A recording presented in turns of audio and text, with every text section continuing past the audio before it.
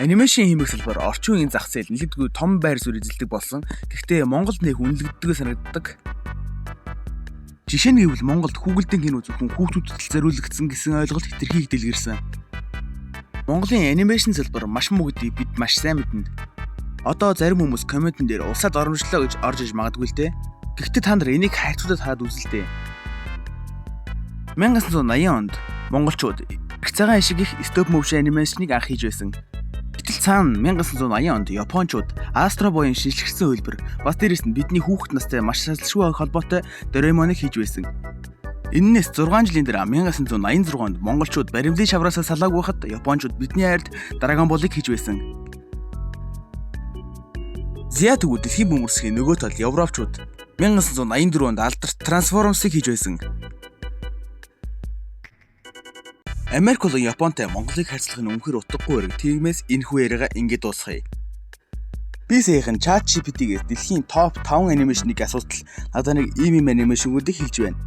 Заримтай санал нээж, заримтай санал дээсэн би ингэж бичлэгтээ орцгоё.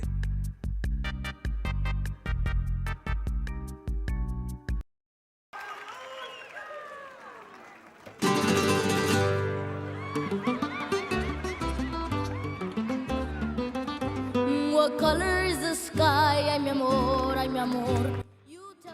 2017 онд гарч ирсэн Pixar студийн бүтээл Coco. Яагаад топ 5-д орчвоо гэж би их гайхаж байсан л да. Гэтэ жоохон судлаад үзэл Coco нь 2 Оскарын шагнал авч байсан бөгөөд шилдэг анимашн болон шилдэг дуу гэх 2 шагналыг авч байсан юм байна. Мексикийн соёл болон шашин дэлхийн нийтэд үнэхээр сайнаар сурталчилж чадсан.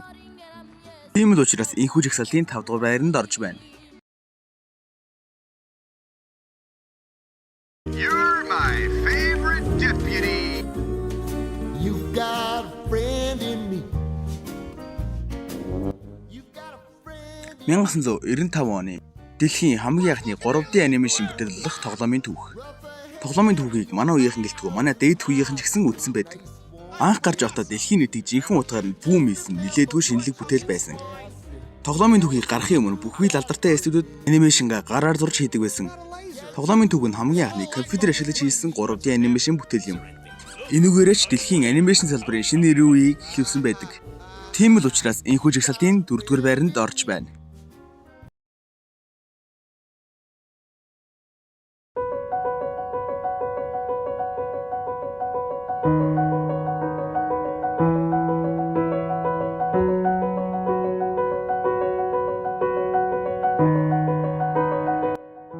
Юурнэм 380 саяас дээш хэмжээний ашиг олж байсан дэлхийн 100 гаруй улсад гарсан IMDb дээр 8.4 үнэлгээтэй авсан шагналууд ч гэсэн дуртай давил дуусахгүй. Анимын зохиол, хийц, дуу, зураглал зэрэгтэй нь маргаадах юм байхгүй. Яах аргагүй энэхүү жагсаалтын 3 дугаар байранд орохоос аргагүй бүтээл.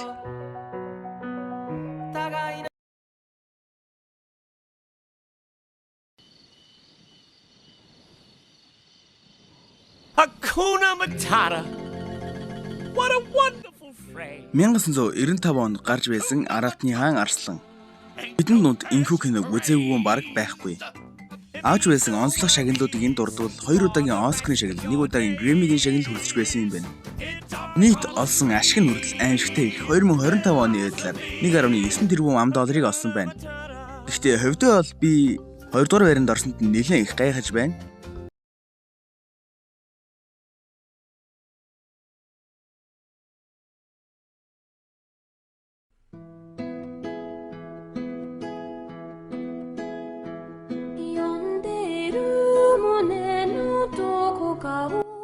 Мэдээж сүнсэр туугцэгцдгийг 1-р байранд орсон гэдэгтээ хинч маргахгүй гэдэгт би итгэлтэй байна. 2001 оны 7 сарын 20-нд гарч байсан Ghibli студийн домогт бүтээл юм. Домогт Хаяо Миязаки ахын зохиол.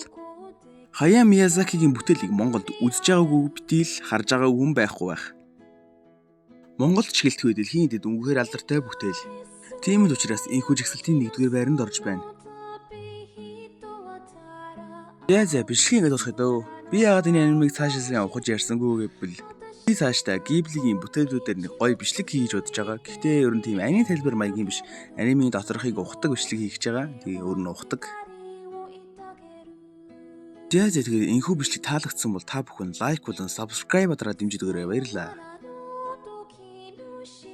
かな胸ゼロになるから高耳を澄ませる生きてる不思議死んでいく不思議花も風も街もみんな同じ